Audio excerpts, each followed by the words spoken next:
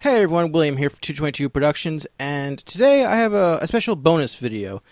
During the original recording of my review of the A&W finale, I decided to include reviews of both the American Ninja Warrior podcast as well as Ninja Warrior Weekly, which were two of A&W's digital bonus offerings for this season. However, I decided after the fact that section went on longer than I wanted to, and instead of making the review itself longer, I was instead just going to cut out that section and make it its own separate bonus video. So for you, here are my thoughts on A&W's digital content for this year. So now moving on to some Ninja Warrior review stuff.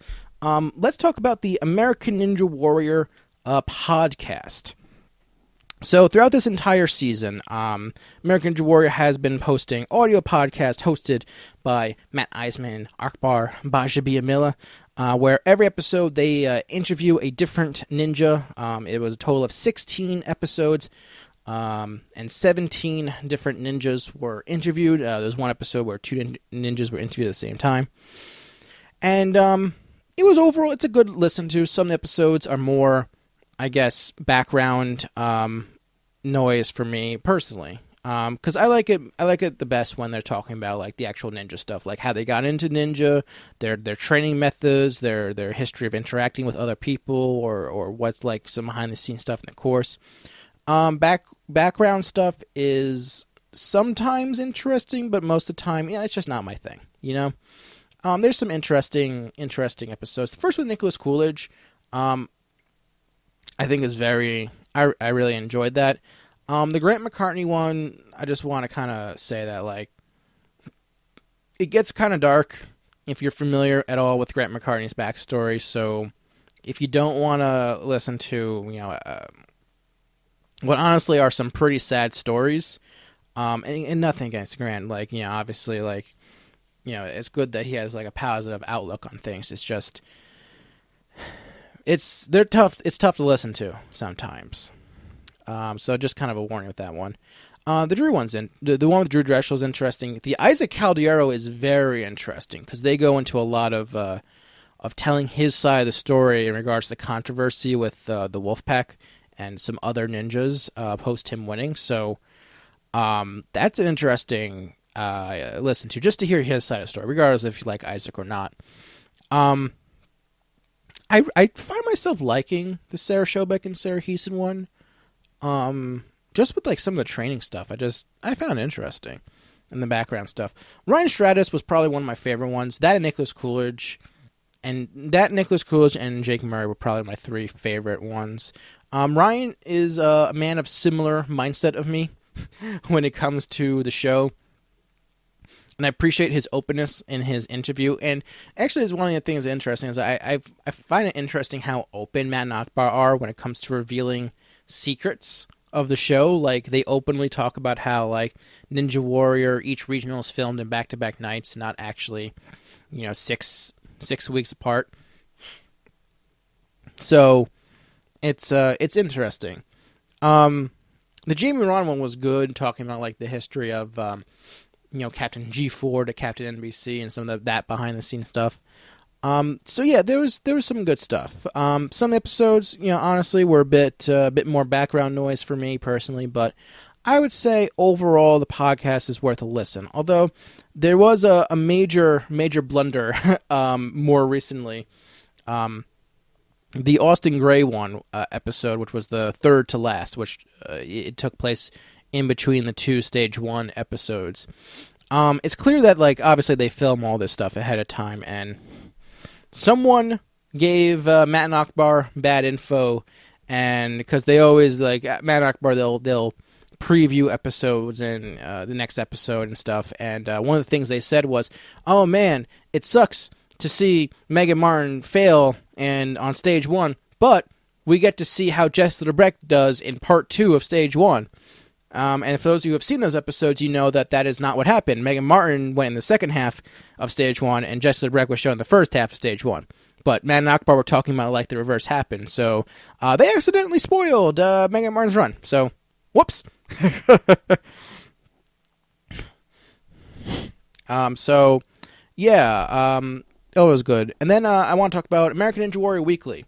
This was the new web series on the American Ninja Warrior YouTube channel, hosted by Allison Felix, who is an Olympic sprinter.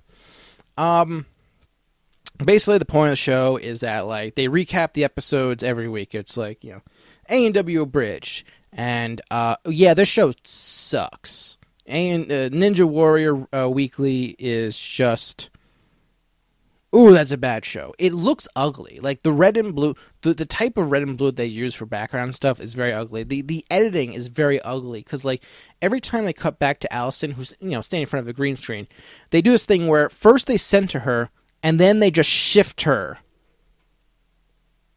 like that to one side of the screen, but it looks very awkward. So it's like standing here, poof, like just standing there, and it's like you really should just start her on the side of the screen, because like every time you shift her, it looks so bad. It looks so bad. But more importantly, it's like the show itself is so incredibly pointless. It's most of the episodes, it's just recapping episodes and then listing things that happen in other episodes. And there's a few segments, like there was 2 parts where Allison went to Kevin Bull's gym and interviewed ninjas, and obviously they were filmed at the same time. There was one where Nikki Lee from A&W Nation was there, and there was one episode where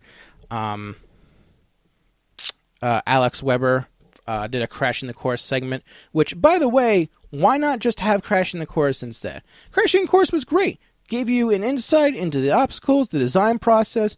You know, the only downside was that they put spoilers in the videos, but that could be remedied by just not putting spoilers in the video. But they canceled the show, and for some reason they took last year's Crash in the Course videos and took them off YouTube. But the Crash in the Course videos from 2 years ago, the A&W 8 ones, are still up. So, I don't know what's up with that, but that sucks, because, like, I love Crash in the Course, and, like, talking about, you know, the obstacles, the design, talking about, like, techniques and training and stuff like that. That was all interesting. American Ninja Warrior Weekly has no value, because it's only good for people who miss the show and want, like, a recap. But even then, it's pointless because almost like all the runs that get recapped are you can just watch on the YouTube channel as individual runs. Also, the writing is terrible. Like, I don't know how good Allison actually is as a talker, because it's obvious that, like, they either gave her a script, like, right before this is filmed, or she's reading teleprompter. I'm pretty sure she's reading teleprompter.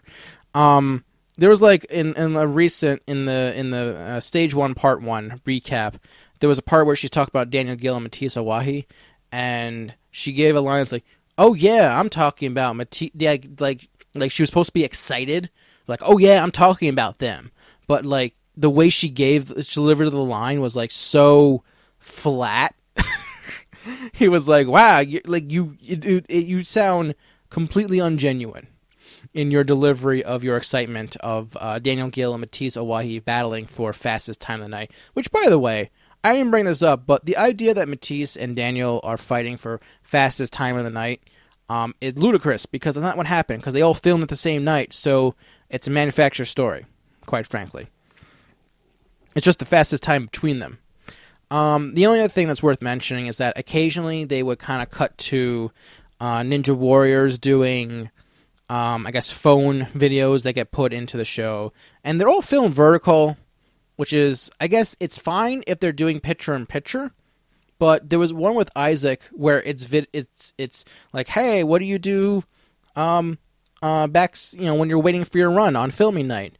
And the whole thing's filmed vertically like this, except, like, there's no picture-by-picture, so it's just a vertical video in a horizontal frame, and it looks really ugly. So, yeah, Ninja Warrior Weekly sucks. There's just no value to it, and I watched all of those episodes today in preparation for this review. The other thing that that was worth mentioning is that they did put a video up online this past week where Marshmallow, the DJ, ran the course. It's obviously not him. I'm kind of curious of who it was. It was it was definitely someone who didn't qualify for Vegas but was there as a tester. So, I mean, my initial thought was Grant McCartney, but I mean, it could easily not be him. Yeah, it was all right. They conveniently skipped the Double Dipper. Probably couldn't do it with that big helmet on. And that's everything I thought about both the A&W podcast and Ninja Warrior Weekly. So, what'd you think of that bonus stuff? Did you watch it yourself? Let me know in the comments below. And if you like what you saw, make sure you subscribe. I talk about Ninja Warrior as well as make some Ninja Warrior and obstacle course related videos all year round, not just during the A&W season. But until next time, thank you all for watching, and I'll see you later.